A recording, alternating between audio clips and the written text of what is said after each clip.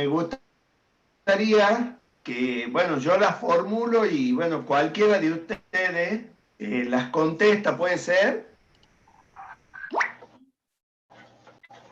con lo que crea que es correcto, o sea, no necesariamente ahora tiene que ser todo correcto, así vamos analizando el nivel de respuesta, qué es lo que yo pretendo que ustedes me digan, ¿sí?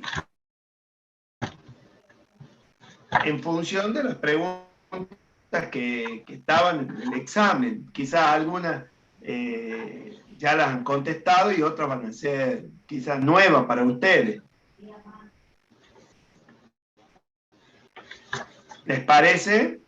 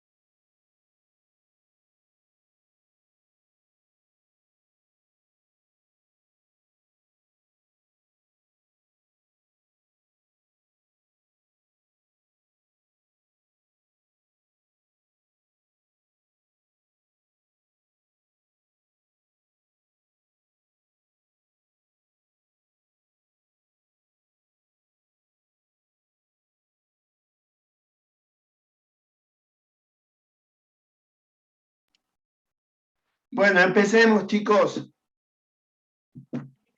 Supongamos, si yo pregunto, ¿qué significa el comportamiento dinámico de un instrumento de imán permanente y bobina móvil? ¿Cuál sería la respuesta?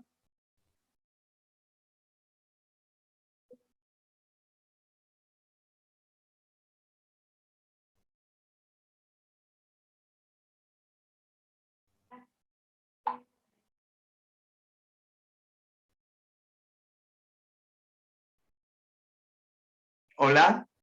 ¿Me escuchan?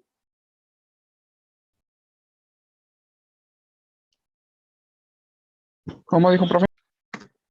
Si yo les preguntara, por ejemplo, ¿qué significa el comportamiento dinámico de un instrumento de bobina móvil e imán permanente? ¿Cuál debería ser la respuesta? ¿O qué involucra esa pregunta? Son las características que tiene el instrumento cuando se conectan señales que varían el tiempo. Uh-huh. Y digamos, ¿y qué parámetros están, cómo le puedo decir, qué parámetros están interviniendo? ¿Sí? No estaría mal su respuesta, pero la hallo demasiado general. No sé si me explico. ¿Sí? O sea, me gustaría algo más específico. Cuando yo hablo de comportamiento dinámico, por ejemplo, ¿de qué estoy hablando?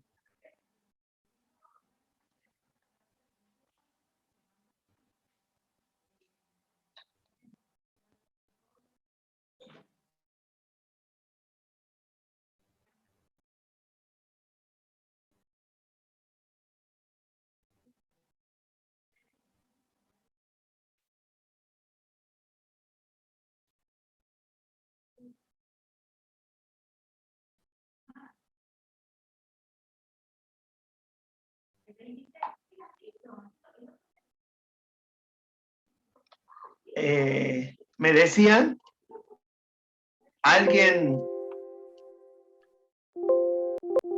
por ejemplo, uno de los parámetros es la velocidad de respuesta. Otra es el amortiguamiento, ¿sí?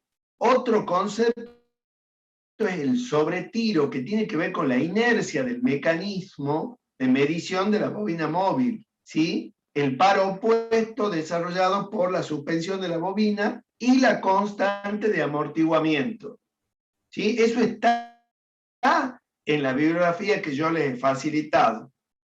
Vamos a otra, ¿sí? Por ejemplo, ¿cuáles son los factores fijos y cuáles son los variables en el torque de un instrumento de bobina móvil de imán permanente?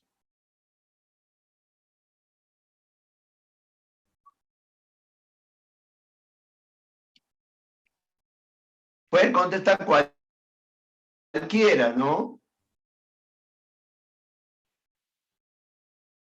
¿Ah?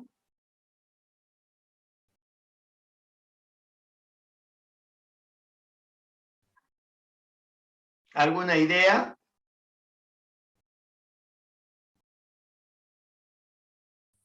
Los que vayan a rendir,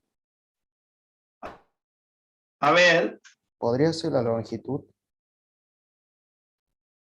ajá, bien. ¿Qué sería la longitud? ¿Y qué longitud?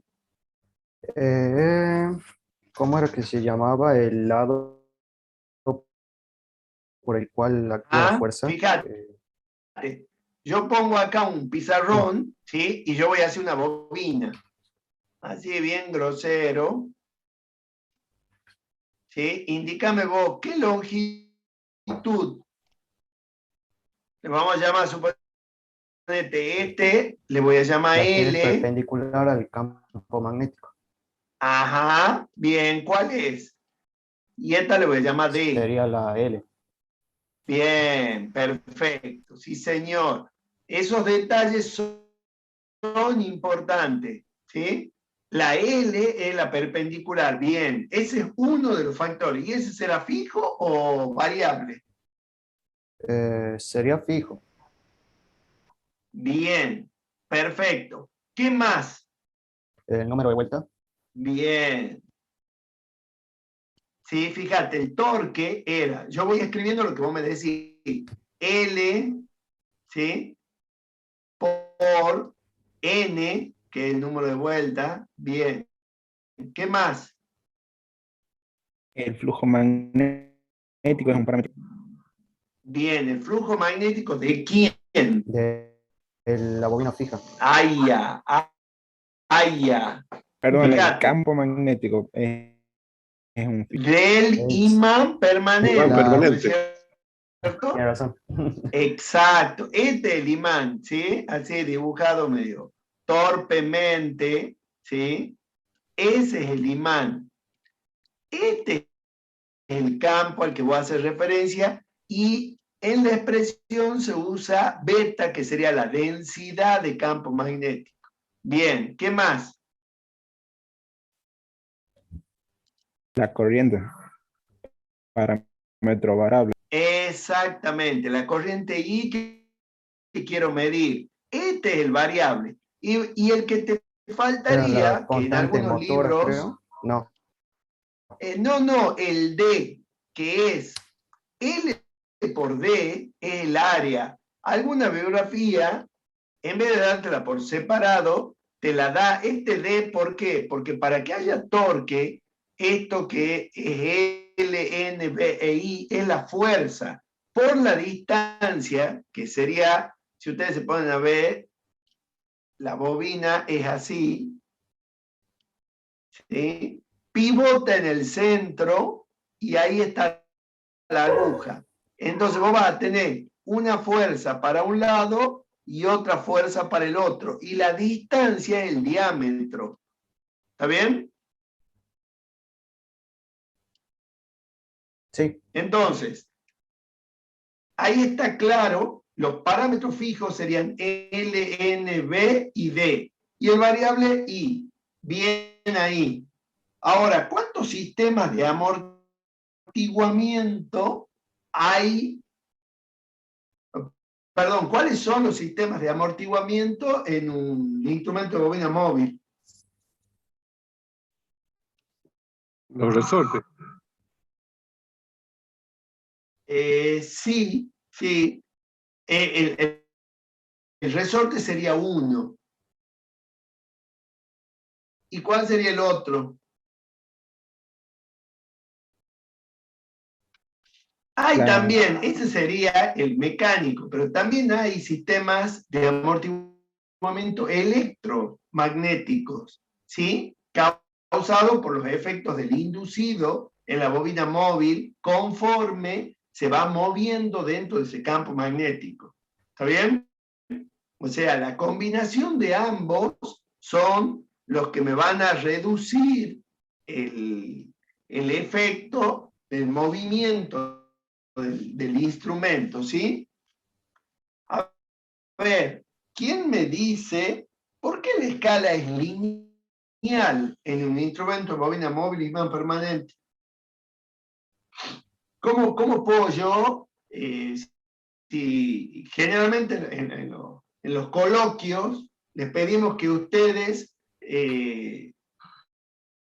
defiendan una afirmación, ¿sí? Yo sé, por ejemplo, que es lineal, pero ¿por qué?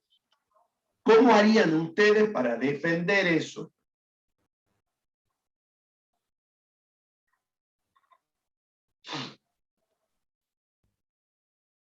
¿A algunos se le ocurre? Todos están escuchando, ¿no es cierto? Al menos yo sí, solo que estoy pensando la respuesta. Está bien, sí, no es algo que sea inmediato. Pero, perdón, quiero saber si el resto está escuchando.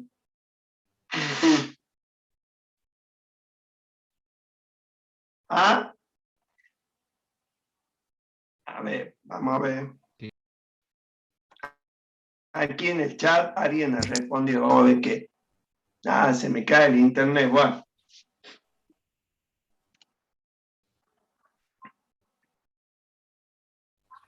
Pero a ver. ¿Cómo era la pregunta? La pregunta es, ¿por qué un instrumento de bobina móvil imán permanente tiene una respuesta lineal?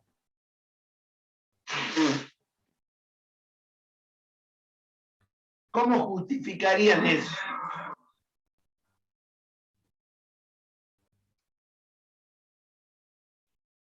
¿Ah? No, ¿cómo? Lineal y ¿qué más me has dicho? No es, perdón, pero está bien, está bien, está bien, está bien. Pero miren, lo que yo necesito, ¿sí? Sin llegar bueno, ahí en el chat están escribiendo algo, ¿sí? Fíjense, cuando la aguja se detiene, el momento motor es igual al momento antagónico. ¿Está bien? Y ahí hay toda una serie de desarrollos en donde yo voy a escribir esta expresión y del otro lado voy a poner K por el alfa, que sería el ángulo. Digamos, si este sería el ángulo, ¿sí? ¿Lo ven? Entonces va a llegar un momento en que yo voy a tener que la corriente es igual a K por alfa, donde K es una constante de proporcionalidad que involucra otras constantes, la misma constante del resorte, el valor de NB, ¿sí? Toda esa serie de elementos. Pero yo acá, esta es la clave, yo llego a una expresión que es totalmente lineal. ¿Sí? Esta acá también podría estar en el otro lado, que sea alfa igual a una K' por I, no importa. Pero la relación entre la corriente y el ángulo es lineal. Fíjense, ese no es un detalle menor en el caso de los instrumentos de bobina móvil, porque se lo usa un montón, aun cuando tiene otras fallas, pero el hecho de que responda de manera lineal hace que sea sencilla la manera de armar las escalas en estos instrumentos. ¿Está claro? Sí. Fíjense, otra pregunta. ¿En qué consiste la compensación por temperatura en este tipo de instrumentos?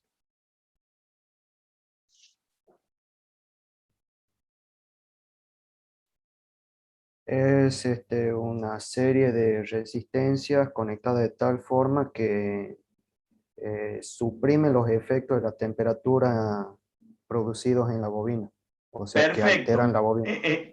Muy clara la respuesta. Lo único que sí me gustaría que agregues es, ¿de qué efecto estamos hablando? ¿Qué problema tiene, digamos, el instrumento? ¿En qué afecta la temperatura? Modifica la resistencia o sea, como está hecha una bobina de, de alambre, la resistencia de se modifica con la temperatura. Bien, bien. Y eso va a suceder siempre que yo trabaje con un conductor. ¿Está Claro, claro eso? ¿No es así? sí, Bien, bien. A ver, Abel, ¿estás ahí? sí, Abel Lazarte. aquí. ¿Ah? ¿Se me escucha? Sí, clarito. ¿Cómo puedo aumentar el rango de un galvanómetro? Eh, a ver, ¿Qué tendría que hacer? poner una resistencia. Ajá, perfecto. ¿De qué manera la coloco la resistencia con respecto al instrumento? Sería paralelo. Bien, porque estoy midiendo corriente, ¿sí? Ujú. ¿Y cómo se llaman esas resistencias? La resistencia de Shunt. Perfecto, clarísimo. Esa es la respuesta. No sé si se dan cuenta que dos líneas, dos oraciones, nada más. ¿Sí?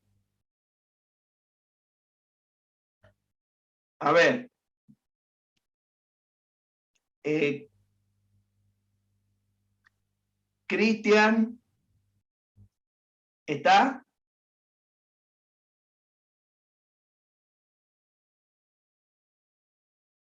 O David Leiva,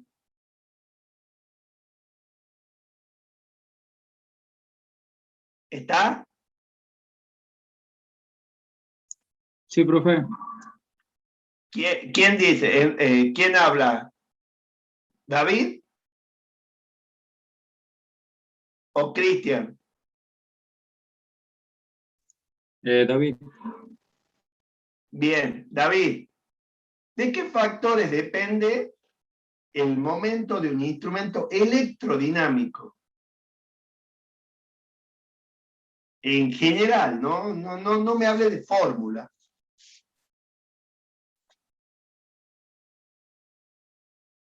O si querés explicar la fórmula, bueno, pero ¿de qué factores sería? ¿Te acordás?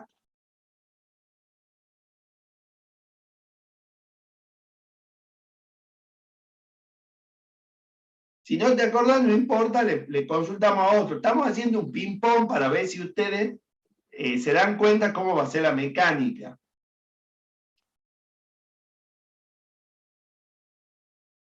Hace rato le preguntaba si estaba Cristian Rocabado. ¿Está?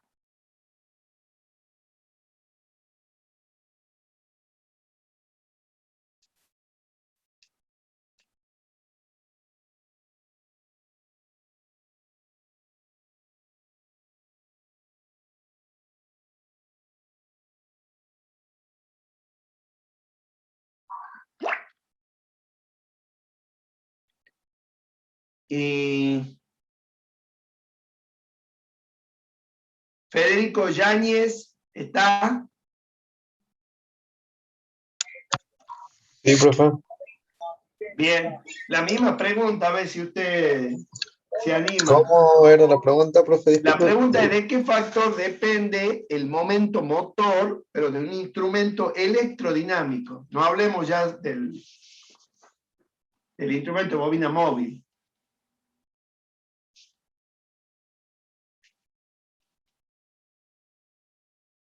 Fíjense, esa misma pregunta puede ser, ¿cuál es la ley de respuesta?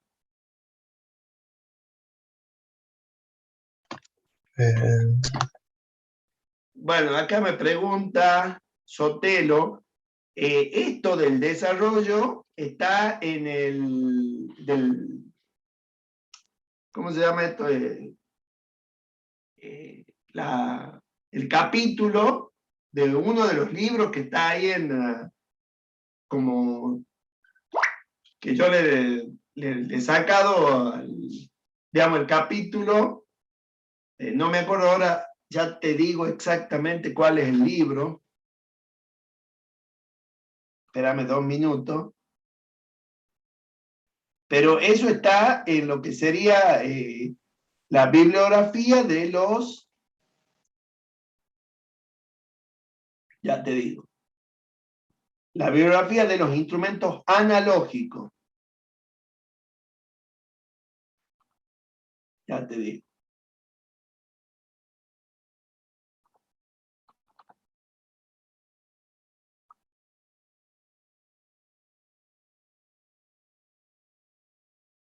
No me acuerdo. El libro es Instrumentación Electrónica Moderna. Creo que el Cooper. Sí, el Cooper. Y técnica de medición. Del Cooper lo he sacado a eso.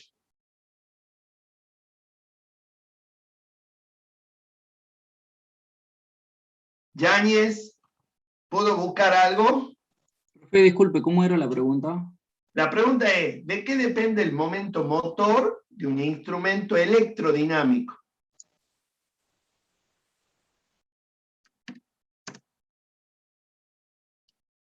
Profe, ¿Puedes contestar? ¿Ah? mire, yo no me la acordaba, digamos, pero yo la tengo guardada esa respuesta. Ajá. Bueno, Si a quiere, ver. le puedo leer. Sí, por favor, claro. Dice, el instrumento electrodinámico posee dos bobinas fijas, separadas una de la otra, Bien, la cual formarían parte del imán permanente y posee una bobina móvil. bien. Cuando hablo del momento motor, hablo de la ley que rige el movimiento de esa bobina móvil. Y esta responde a la inducción mutua dependiendo del ángulo y del producto de las corrientes, tanto de la bobina móvil como de la bobina fija. Perfecto. Esa respuesta está correctísima. Y Es después más, si vos querés... dice Sí, de la inducción mutua, que tiene que ver con la interacción de los campos magnéticos entre dos bobinas. exacto. O sea, si vos querés acordarte, o sea, a mí, ¿qué es lo que me interesa? Que el momento motor va a depender, ¿sí? De las dos corrientes que después esas dos corrientes se transforman en una. Por eso es que vos vas a tener que el producto te va a dar I cuadrado, ¿sí? Entonces hay una constante de proporcionalidad que no me interesa si la nombran o no, y justamente lo que sí me interesa es que digan del diferencial de la inducción mutua con respecto al ángulo, porque eso sí es importante. O sea, la inducción mutua, que es lo que va resumido ahí perfectamente, que es la interacción entre dos bobinas, la fija y la móvil, depende del ángulo. O sea, cuando se mueve la móvil, perdón, con respecto a la fija, hay una modificación, ¿sí? Eso después también se puede reducir, se puede que esa variación se haga lineal, pero vos básicamente lo que tenés que tener en claro es que depende de ese factor y de la corriente al cuadrado, ¿sí? Ahí, por ejemplo, está Ignacio Lavilla.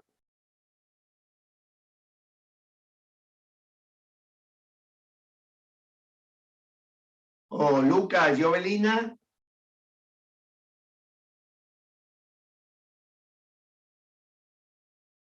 ¿Ah? ¿Cómo es la pregunta, profe? Ahí no, ¿quién es el que está hablando? Jovelina. Bien, Jovelina, la pregunta Sí. ahora la voy a hacer. ¿Has estado escuchando lo que ha dicho tu compañero que está bien respondido cómo, o sea, de qué factores depende el momento motor de un instrumento electrodinámico? Sí. ¿Sí? Bueno, Sí. resulta que ese instrumento puede medir tanto corriente continua como alterna. ¿Por qué? Esa es la pregunta. Eh, O sea, dame tu idea, ¿me entendés? Si no sí. es correcta, la corregimos. Pero quiero que piensen. Porque la aguja se mueve, o sea, la bobina móvil se mueve por un campo magnético inducido por la corriente que circula. Ujú, O sea, si es corriente alterna, produciría campo magnético en un sentido y en el otro. ujú. Está bien eso, lo que decís, pero no responde la pregunta mía. Mira, yo lo que te pido es tener en la cabeza la idea del instrumento de bobina móvil e imán permanente. Sí, más o menos. Bien, ahora quiero que analices algo. Vamos a hacer una comparación. O sea, estoy comparando el instrumento de bobina móvil e imán permanente con el electrodinámico. Sí, En los dos hay una bobina móvil, ¿no es cierto? sí. Bien. Pero ¿qué hay en uno? O sea, el de imán permanente mide solo continuo. ¿Y qué hay en el otro? Ujú. ¿Sí? ¿Qué hay en el instrumento de Sí. bobina móvil e imán permanente? Que no hay, digamos, en el electrodinámico. El campo magnético es constante. El campo magnético es constante, pero hay algo muy importante. Como es un imán permanente, yo voy a tener siempre el norte en un determinado lugar y el sur en otro. ¿Está bien? Entonces, si yo quiero medir una corriente alterna en el de bobina móvil, ¿sí? Cuando cambie la corriente que está ingresando por la bobina móvil, no va a cambiar el campo del imán permanente. ¿Está claro eso, Jovelina? O Sí, sí, sea, profe. la Sí. corriente no está acompañando al cambio. En cambio, en el otro, en el electrodinámico, la bobina siempre gira para el mismo lugar, porque cuando cambia la bobina, cambia el sentido de corriente en la bobina móvil, también lo hace en la fija, porque es la misma corriente que lo recorre. O sea, el hecho de que ya el cambio en la corriente ya no dependa de un imán permanente, hace que me permita medir tanto corrientes que varíen como corrientes que no varíen. O sea, el resultado va a ser que la bobina siempre se va a mover para el mismo lugar. ¿Está bien? O sea, la clave está en que las dos bobinas, la fija y la móvil, son recorridas por la corriente que yo quiero medir. ¿Está claro eso? Sí, sí, profe. Bien. A ver, Marco Alarcón, ¿está?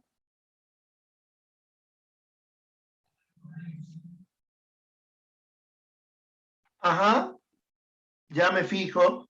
Pasa que, ¿sabes qué me mata a mí esto? De tener el pizarrón y no puedo verlos. Espera, ya te digo. ¿Le podés decir que ingrese? O sea, salga y vuelva a ingresar porque no me sale ahora. Por favor.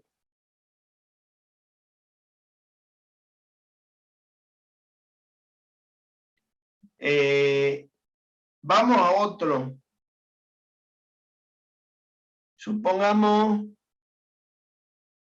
Valenzuela, ¿está? Sí, profe. Bien, Valenzuela. Yo tengo un instrumento multirango, un amperímetro. ¿Sí? Sí. ¿Cuáles serían las consideraciones para conectarlo a ese instrumento? Y antes que nada tendríamos que, primero, si es un amperímetro, tenemos que abrir el circuito para conectarlo en serie. Y Bien. utilizamos el rango mayor. Y de acuerdo a eso Bien. vamos a ir disminuyendo hasta encontrar el rango más óptimo con la medición que vamos a realizar. Bien, ¿y ese rango cuál sería? Estamos hablando de instrumentos de aguja, ¿no? ¿Dónde me conviene a mí medir y por qué? Ahí son dos preguntas en realidad, ¿no? Está perfecto lo que vos me has dicho. Sí. O Usted sea, se refiere- ¿a qué vamos se- pensando. Bien, aquí me pone Sotelo en el más alto. Claro, en el mayor de que tengamos mayor amperaje, para no quemarlo, no quemarlo Está bien, está bien. Pero a lo que voy yo, vos venís reduciendo y eso está perfecto. ¿Está bien? Pero Sí. en los instrumentos de aguja, ¿qué me recomienda el fabricante? ¿Dónde tendría yo que medir? ¿En qué parte de la escala? En el extremo. Bien. En Así el tenemos, último tercio de la escala. ¿Por qué ahí? ahí tenemos mayor precisión en la medición. Claro, que dicho de otra forma sería, yo tengo el menor error, porque el fabricante me dice que el error va a aumentar cuando yo me acerco al cero de la escala. ¿Sí? Eso pasa en los instrumentos analógicos. ¿Está bien? Sí. Perfecto. Bien ahí.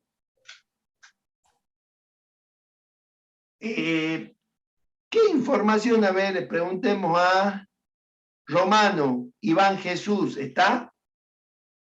Sí, estoy.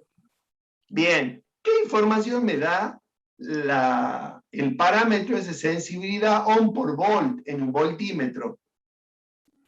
¿Cómo dijo? ¿Qué información me da el parámetro ohm por volt de un voltímetro? Que a Ohm veces por- en los libros se conoce como S. ¿Qué parámetro me da el símbolo ¿Qué que dice ohm por información me volt? da? Ah, ¿qué información? Y bueno, que podemos medir resistencia, voltaje. No, ahí hay una confusión. Escucha bien lo que yo te digo. Hay un parámetro que es muy característico de los voltímetros, que se llama sensibilidad ohm por volt. Ah.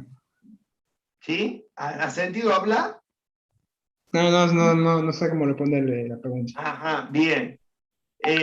Y Mariani,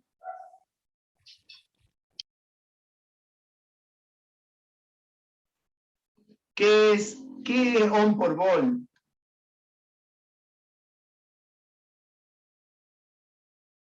¿Ah? Bien, no recuerda. Aquí tenemos a Amin Nicolás Terán. ¿Qué será? ¿Cómo, profe? ¿Qué será? Sí. A ver, Leiva, ¿qué nos dice? Ajá. Está bien lo que dice Leiva. Lo que dice ¿Están Leiva, leyendo ahí entonces. el chat? Sí. Ajá. Chicos, ese es un parámetro muy importante. Y fíjense, si ustedes se ponen a ver la ley de Ohm, si yo digo ohm por volt, es nada más y nada menos que la inversa de la corriente en un amperímetro. ¿Sí? ¿Y qué hemos dicho? Un voltímetro va a ser muy bueno cuando el parámetro de sensibilidad sea chiquito o grande.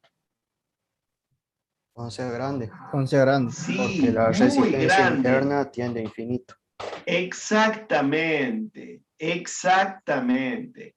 No hay Porque que ver bien ese por el hecho para evitar lo que es el efecto de carga. Había que exacto, sí, nos señor. permitía Fíjense, elegir bien el instrumento. ustedes están respondiendo 2 o 3 preguntas a la vez, ¿sí? Si yo hablo de un parámetro de sensibilidad del voltímetro y ese es un parámetro elevado, inmediatamente estoy diciendo que ese voltímetro va a tener una respuesta muy buena al efecto de carga, que es una resistencia interna grande, obvio, hace que la caída del consumo de corriente interno sea pequeño. ¿Sí? Yo les he dicho que en el voltímetros digitales está en el orden de los 10 megas. Y 10 megas es un número importante. ¿Está bien? Está bien respondido eso. Así es como deberían contestar. Fíjense, son preguntas y las respuestas muy, muy específicas. ¿Sí? A ver, Hatim, ¿está ahí?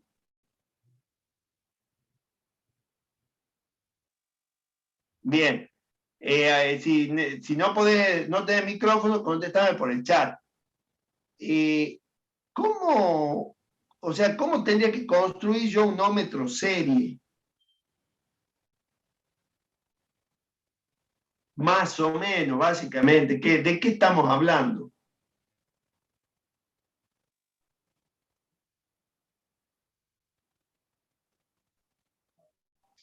¿Ah?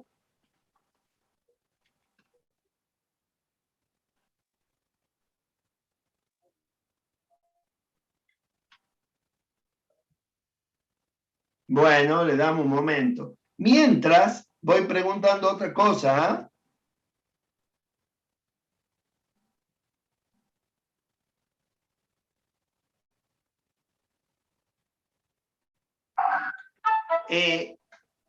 ¿Cuál es el problema con los instrumentos en general si yo mido una señal que no sea alterna? Por ejemplo, Almeida, Juan.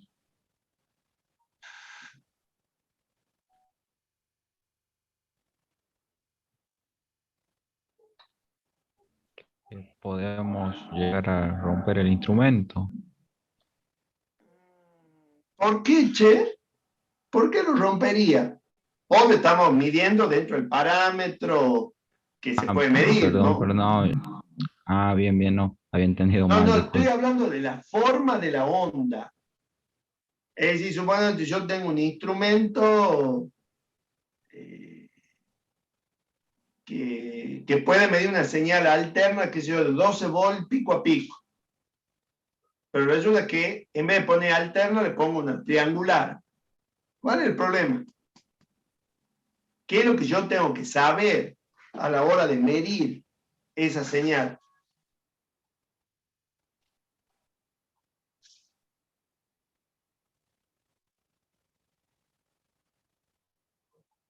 Alfredo Bocos.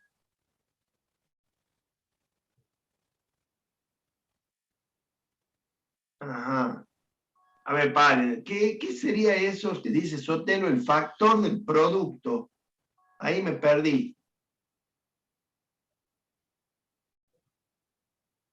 A ver, díganme sin el valor eficaz de la onda, se obtiene con el cálculo, se multiplica.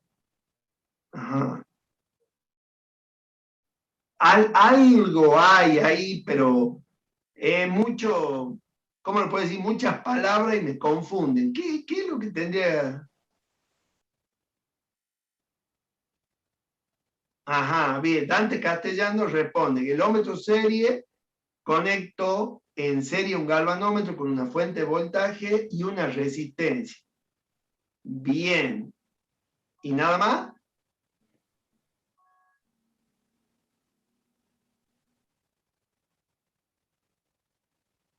¿Cómo tiene que estar esa resistencia?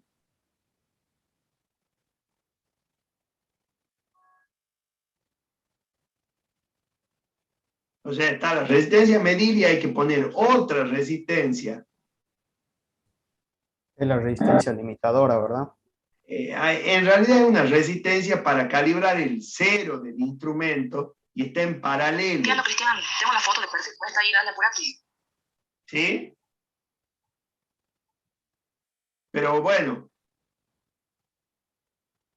Ahí está, muy buena la pregunta de Leiva.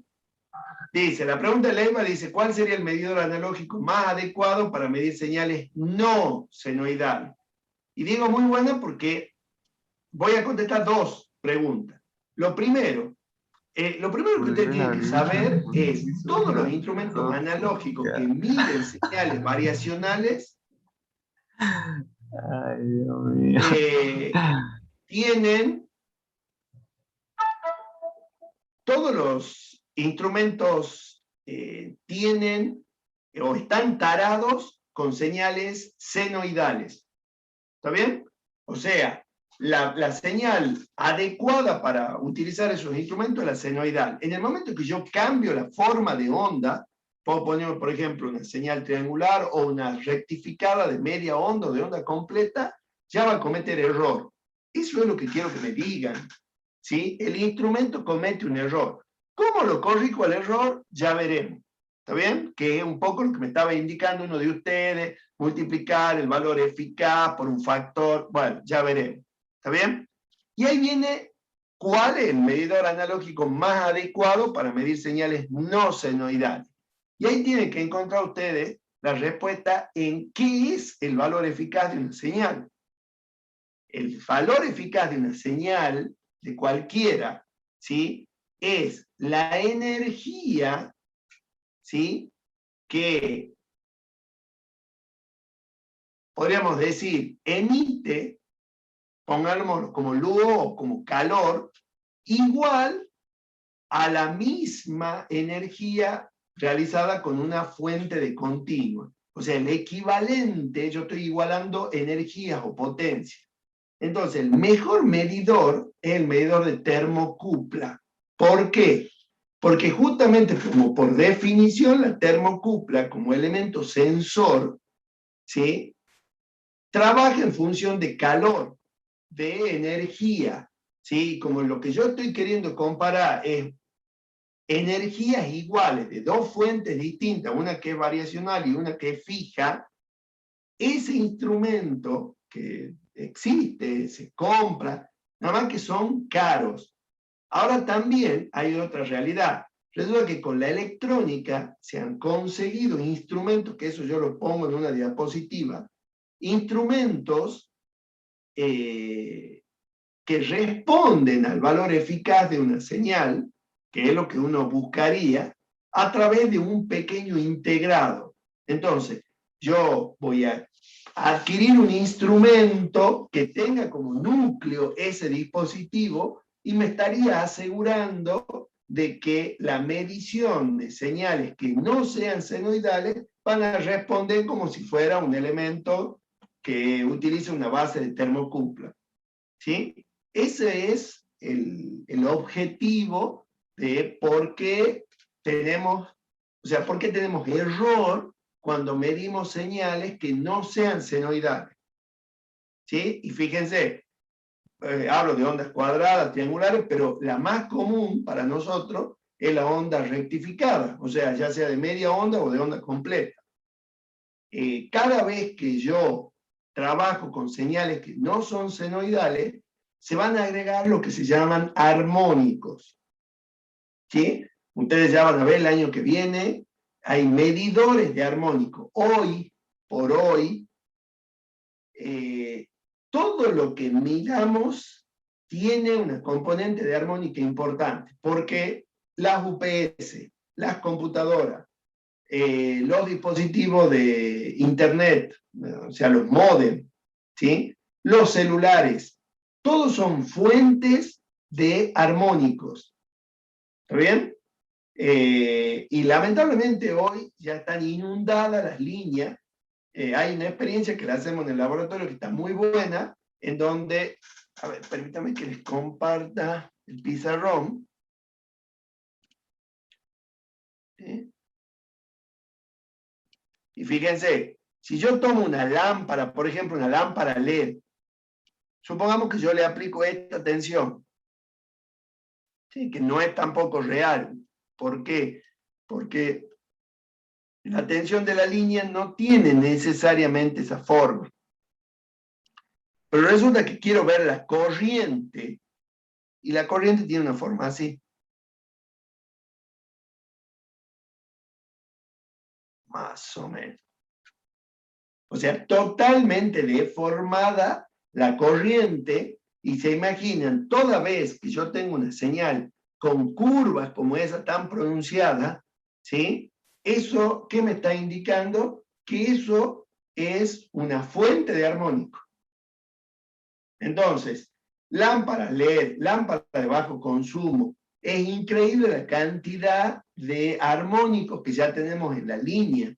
Por eso es que, por ejemplo, en el caso de la telefonía, sí o sí nos hacen poner filtros en el, digamos, dentro de la casa. Y se imaginan en una fábrica la cantidad de armónicos que está generando. La fuente switching, sí señor, exactamente, castellano. La fuente switching es otra fuente fundamental y les diría, no hay manera de escapar a eso ahora, porque de aquí en más todo tiende, como le digo, el caso de los LED, toda la iluminación es a base de LED. Entonces, todos los dispositivos ahora tienen que tener como una especie de blindaje para evitar la cantidad de ruido que hay. ¿Sí? A ver, Pablo Pérez, ¿está?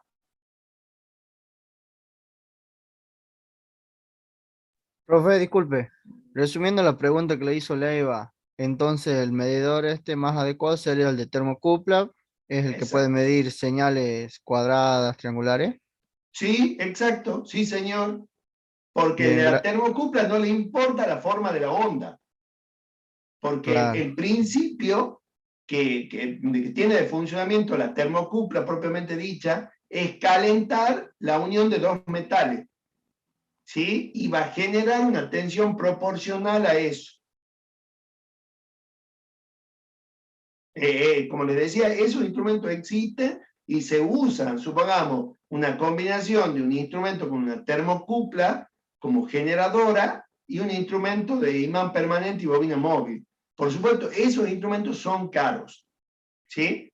Que es un poco lo que creo que yo... ya les voy a traer las características de ese instrumento que hemos comprado en el laboratorio, ese que yo les he dicho, que es de marca Sinometer, es un instrumento True RMS, que ese es justamente la característica que yo tengo que buscar en un instrumento que quiero que mida el verdadero valor eficaz, ¿sí? Porque ya van a ver que hay medidores de valor medio y hay medidores que son de raíz media cuadrática, pero no es verdadera, sino que ¿cómo le puedo decir? Es como si la aproximaran al valor verdadero haciendo, digamos, una conversión interna. Pero el True RMS, que yo les digo, está muy bueno y es un medidor de verdadero valor eficaz. Y no importa si la onda es senoidal, cuadrada, triangular, mide el verdadero valor. O sea, el equivalente a una onda continua que disipa la misma cantidad de energía. Esa es otra cosa. Si yo digo valor eficaz, a ver, Cabrera, ¿de qué estoy hablando? ¿Una señal alterna o continua?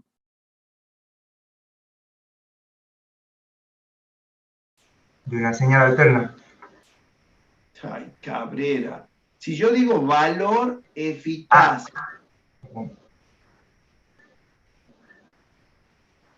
sí, obviamente me estoy refiriendo a una señal que va a ser alterna, pero ¿qué es el valor eficaz? ¿Es una señal alterna o continua?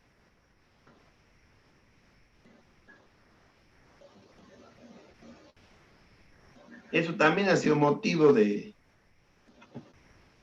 sorpresa el día del final. Fíjense, esta es la señal alterna. ¿Sí? ¿Cómo calculo el valor eficaz de esa señal alterna?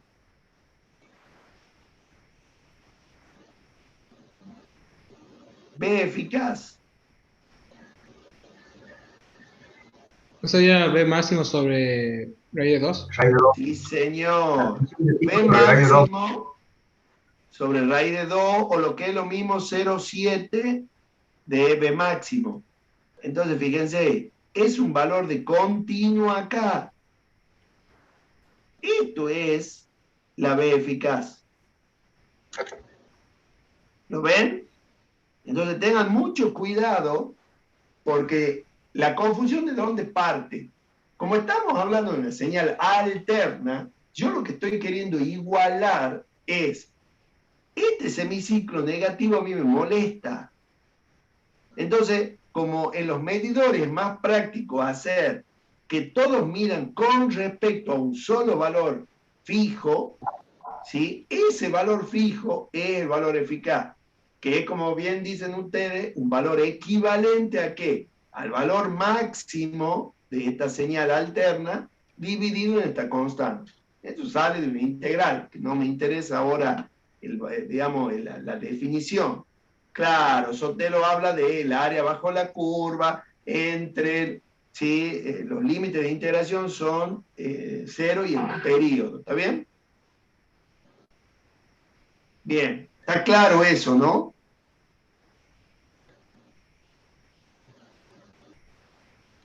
A ver, Alarcón, hablemos un poco de el consumo de los instrumentos. ¿Cuál de los instrumentos consume más y cuál consume menos? A nivel de potencia, ¿no?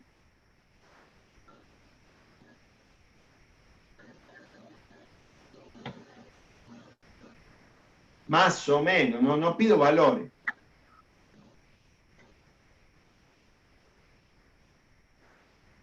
En la respuesta también hay otra pregunta implícita.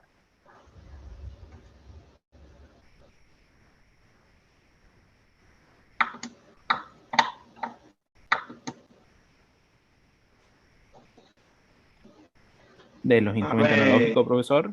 ¿Cómo? De los instrumentos analógicos, ¿cuál Sí, consume más? solamente de los analógicos estamos hablando. Y el de hierro móvil consume más. Por eso es que no se le puede conectar resistencia a shunt. Ah, bien ahí, bien, ese es un buen dato, ¿sí? Y fíjate, a lo que voy es, si hubieran contestado que el instrumento que menos consume es el de bobina móvil e imán permanente, ahí me estarían diciendo también, esa es una de las ventajas por la que se utiliza este instrumento para hacer generalmente amperímetro, voltímetro, vatímetro de laboratorio. Porque al ser tan bajo el consumo, ¿sí? Hablamos de los milivatios, es un instrumento ideal para que agreguémosle, por ejemplo, un puente de diodo y ya lo hago que mida alterno y continuo. Y como vos bien decís, el instrumento de hierro móvil tiene un consumo interno importante. Pero ¿para qué va a servir el instrumento de hierro móvil? ¿En dónde lo voy a usar yo? ¿Y cuál sería la ventaja para que lo usen en ese lugar? No en el laboratorio. No es que es para grandes corrientes, porque soporta Sí, ¿y sobrecargas. dónde lo voy a usar, Fernández? ¿Y a la industria no sería? Exactamente, los tableros de, por ejemplo, los ingenios. Y aparte, como el instrumento no pasa la corriente por la bobina propiamente dicha, ¿sí? Resiste una corriente, podríamos decir, una corriente como de cortocircuito, una corriente de falla importante y no se daña el aparato. ¿Está bien? Porque la manera de medir del hierro móvil es de manera indirecta. No lo hago atravesar la corriente que estoy midiendo. Entonces, es más robusto, obviamente tiene mayor consumo de potencia, pero resiste a la sobrecarga. No me salía la palabra sobrecarga. ¿Está claro? Fíjense cómo ustedes van integrando los conocimientos y ya una cosa les da la pauta para entender otra. El examen va a ser sobre estas preguntas, así. Y como les vuelvo a repetir, necesito 2 o 3 líneas de respuesta. Si está bien respondido, no van a tener problema. ¿Está claro? ¿Sería para el segundo parcial, está hablando, profesor? No, o sea, la recuperación para aquellos que querían rendir, ¿se acuerdan que me quedó va a ser para el próximo lunes? Ah, bien, bien. ¿Sí? No se olviden que mañana no vamos a tener clase. Pasamos directamente al viernes a las 19 horas, ¿está claro? Eso mismo, nosotros el día viernes tenemos que rendir legislación. Usted dijo ¿Pero que a qué realicemos. hora rinden? ¿A las 19? Sí, Ya a las aquí. 19 está puesto el cuestionario. Bueno, hagamos una cosa, pues yo justo mañana, sí.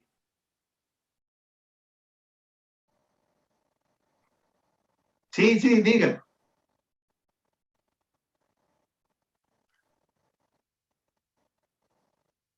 ¿Cuánto dura eso?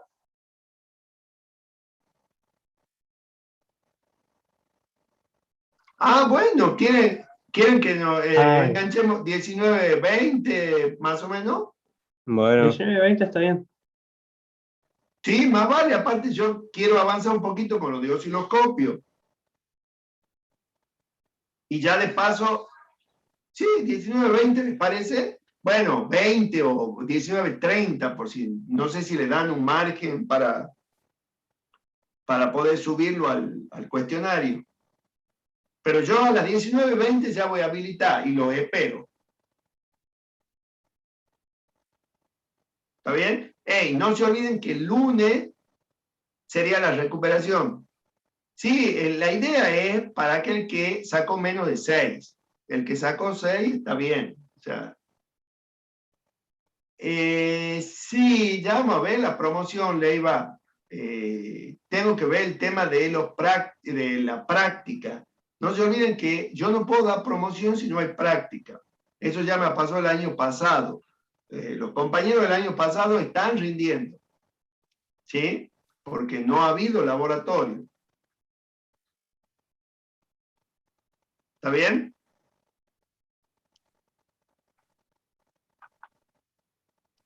Bueno, cualquier cosa, me mandan mensajito y nos vemos el viernes. Profe, ¿y cuánto durará el cuestionario? 45 minutos, como la vez pasada. Bueno. Sí, a las 20:15 ya terminamos. Sí, ahí, ¿qué no tienen con el ingeniero Galvez?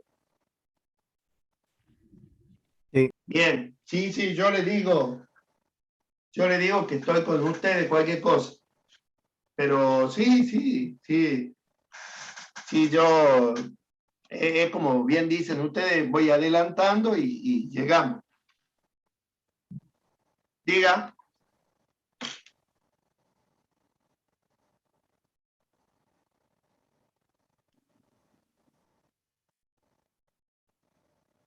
Sí, lo busco. Yo te digo, sí, lo paso, el ingeniero Yus. Sí, ya le paso.